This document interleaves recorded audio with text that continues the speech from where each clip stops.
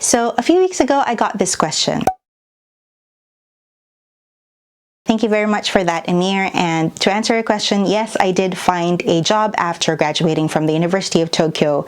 But did I find my graduate degree helpful? Well, I think in many cases the answer would be yes for people. But personally, I find myself leaning towards no. Let me explain why.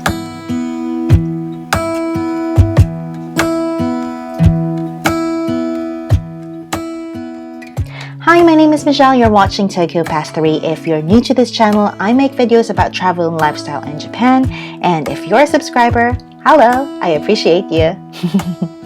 The most viewed video in this channel is the Getting a Master's Degree in Japan video, which when I first filmed, I didn't really think would amount to much, but I guess you never really know what the algorithm would pick up. Now, I'm glad that the video has proven itself useful to the people who need the information, which is why I feel compelled to answer Amir's question in the most honest way possible. Keep in mind that this viewpoint is largely influenced by my own experiences and it does not speak for what others have gone through. Now, why do I think that pursuing a graduate degree from a Japanese university is disadvantageous to job hunting in Japan? There are 3 reasons why. Reason number 1, the hiring process is designed for university grads. The whole job hunting process in Japan is called shukatsu, and it more or less lasts a year long. Yes, a year long. Maybe the easier way to put this is, think of your typical shonen manga or anime that has a tournament. That tournament will have several stages before you can defeat the final boss. It's the same thing with job hunting in Japan, only that the consequences are painfully real. Only that you won't be battling one boss at a time because you'll be applying to different companies and each has a schedule of its own. Now, if you're an undergraduate student in a Japanese university, you'll have time to prepare for all this. It's because universities know that job hunting is the priority. You just have to meet the minimum schoolwork requirements to graduate. But graduate school operates differently. You can't really obtain that master's degree with a mediocre thesis that does not contribute to the discussion in the academe. Your thesis will suck your soul away. And when it does, what time, what energy do you have left for job hunting? Essentially, you're joining the battlefield at a disadvantage here because the hiring process was not created with you in mind. Reason number 2, Japanese companies want a blank slate. Now, what do I mean by this?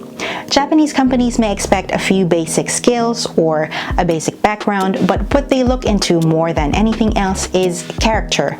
Can they work with you? More specifically, can they mold you into whatever they need? In fact, when I first filled out my resume, I put down my work experience in the Philippines because your girl be grinding to attend grad school, y'all. But the recruiter who looked at it told me that I should erase those because it would only affect my application negatively. Japanese companies are looking for fresh grads with whom they can instill their company values into and maybe shape into a lifelong employee, which is a very old way of thinking because lifelong employment doesn't really apply to the changing times, but I don't know. This blank slate mindset is especially true for big companies that have a tendency to do job rotation every 3 years. Your purpose is to fill a role and to do it well. 1 year you may be in sales, the other you may be in HR, and for the first few years of your career, you won't really have a specialization. Obviously, this is not true for jobs that require specific skill sets like engineering, but it applies to a lot of cases. If you work in Japan, you might have experienced hikitsugi or takeover, and this happens when the client that represents the company you're talking to presents another person their company that you will be talking to for the next period because they have been transferred to a different department. On the other hand, this blank slate requirement does not apply to tenshoku or transferring jobs. Here, what people look at instead is your familiarity with an industry or how good your skills are. Also, the number of interviews isn't quite as crazy. This is why I think finding a job in Japan is easier as tenshoku rather than landing one as a fresh grad. Perhaps find a job in your desired field in your country, gain experience, and then transfer to Japan. Reason number 3, the corporate sphere is rarely female-friendly. My fellow women, I am sorry to tell you that the glass ceiling exists everywhere. maybe thinner in some other countries, but this is Japan we're talking about.